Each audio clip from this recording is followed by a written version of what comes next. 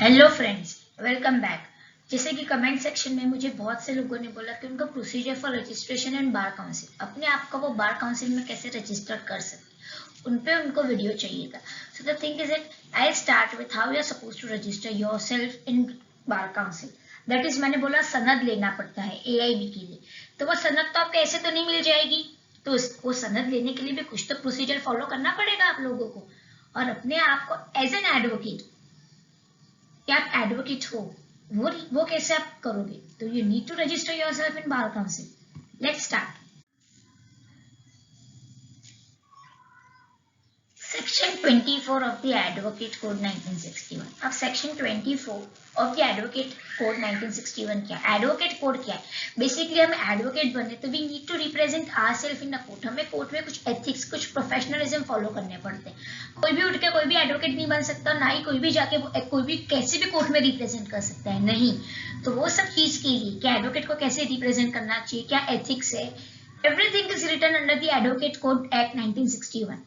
अब यहाँ पर एक सेक्शन 24 में दिया गया है कि person must be citizen of India. वो बंदा सिटीजन ऑफ इंडिया होना चाहिए। He can be any other national can be appointed as an advocate on a state basis if the following grounds are fulfil. अगर ये सब ground उन्होंने fulfil कर दी तो now let's see what are the grounds. First ground is he has to be an Indian citizen, should be qualified. Qualified मतलब हम जिसको बोलते हैं उन्होंने एलएलबी किया हो। कोई भी एडवोकेट नहीं बन जाएगा कि चलो बीकॉम वाला बच्चा एडवोकेट बनेगा, no, that is not possible. उसके लिए उसको एलएलबी की एग्जाम देनी पड़ेगी, एंट्रेंस एग्जाम, देन वो सेमेस्टर्स क्लियर क्रैक करने पड़ेगा, एवरीथिंग, और तब जाके उसको हाथ में मिलती है एडवोकेट की डिग्री। और वो भी कैसे मिलेगी? वो तो तुम्हें जो रिजल्ट मिलता है कॉलेज से, that is a result, but तुम्हें अपने आप को एज एन एडवोकेट रजिस्टर्ड करना है, तो इसके लिए तो तुम्हें बार काउंसिल में रजिस्टर करना पड़ेगा। Then has been granted permission to carry on a legal practice in any other country। कोई भी कंट्री में वो लीगल प्रैक्टिस कैरी कर सकता है। should be subject to necessary restriction that are required as and when provided। जो भी वो required है as and when provided। the person should be more or equal to the age of 21 years but should not be less than that। या तो उसके बराबर या तो उससे ज्यादा होना चाहिए, बट उससे कम नहीं। it should not be less than 21 years। It can be 21 years, it has to be 21 years, and it can be more than 21 years. Now what? A degree in law has been obtained from any university recognized under the Bar Council of India। कोई भी तुम university से law नहीं कर सकते, वही university से तुम लॉ कर सकते हो जहाँ बार काउंसिल ऑफ इंडिया ने रिकॉग्नाइज किया हो कि नहीं, ये बच्चों ने यहाँ से पढ़ाई की है, डिग्री की स्टडी, मतलब लॉ की पढ़ाई की है, तो that is a bar council है, उसको रिकॉग्नाइज किया होगा। If the national hails from other some country than a degree in law, then foreign will be suffice provided a degree is recognized in India under the act। जो किसी ने बाहर से भी किया हो डिग्री ऑफ लॉ, तो इसके लिए भी अलग से ये एक्ट में दिया गया है। Any other condition or parameter laid down by the state council should be carried out। State council मतलब समझो कि मैंने मेरी डिग्री कंप्लीट की है फ्रॉम महाराष्ट्र, तो महाराष्ट्र एंड गोवा में क्या स्टेट काउंसिल करेंगे एनी अदर पैरामीटर्स के एनी अदर कंडीशन, तो वो मुझे फॉलो करना पड़ेगा।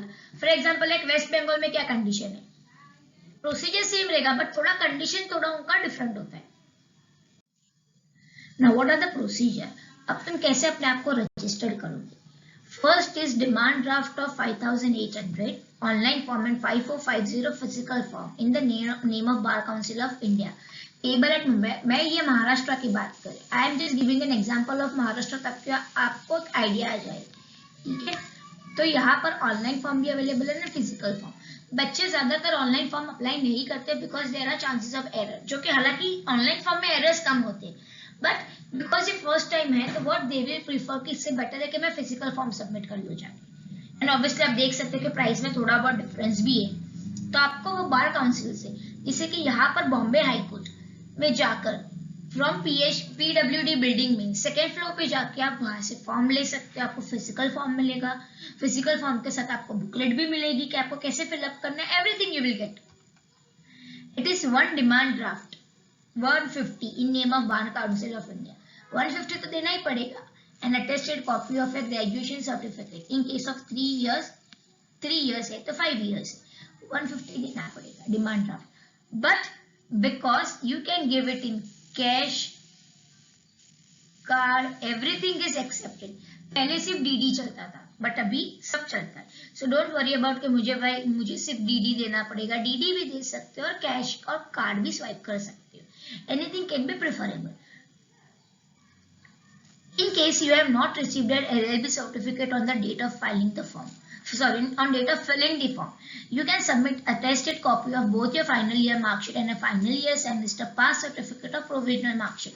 जैसे कि लास्ट ईयर के बच्चों को AIB की एग्जाम में थोड़ा सा डिले था, उन्होंने और टाइम ग्रांट किया था AIB फॉर्म के लिए, तो बहुत सारे बच्चे लोगों को मार्कशीट नहीं मिली थी, तो उनको प्रोविजनल मार्कशीट दी गई थी और वही प्रोविजनल मार्कशीट के बेस पे उन्होंने अपना फॉर्म फिलअप किया था। फॉर्म फिलअप करने के बाद उनको सनद मिला था और सनद मिलने के बाद उन्होंने AIB एग्जाम के लिए अप्लाई किया। तो यहाँ पर भी यही है, अगर आपके पास फाइनल ईयर की मार्कशीट नहीं है बट आपको लग रहा है कि AIB के फॉर्म्स जब तक आएंगे और जब तक वो फॉर्म का लास्ट डेट होगा मेरा मार्कशीट मुझे नहीं मिलेगा, तो you can give a provisional marksheet. Provisional marksheet आपको कॉलेज से मिल जाएगी और प्रोविजनल मार्कशीट ऑब्वियसली कॉलेज वाले इतना टाइम नहीं लगाते हैं देने के लिए। Attested copy means you need to sign attested copy of your birth proof. You can submit your school, obviously birth certificate नहीं होगा तो स्कूल या तो college leaving certificate, passport as birth proof, कोई भी चीज आप बर्थ प्रूफ में दे सकते हैं। It should be noticed that all this above documents should be original and should be enclosed with the photocopy of the same, which is be having the initial of the advocate who provide the candidate with a certificate of good character।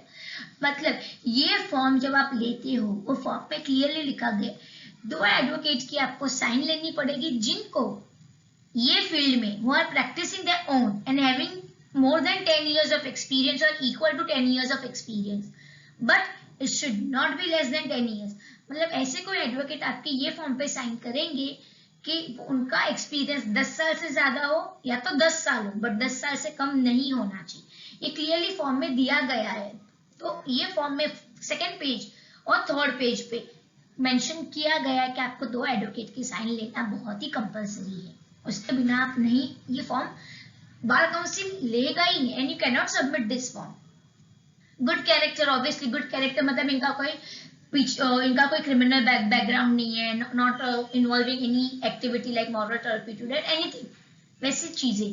The cost of the enrolment form issued by the West Bengal, अभी यहाँ पर मैं waste Bengal की बात करें तो 700 है with a separate enrollment fees of 3000 for a general category and 150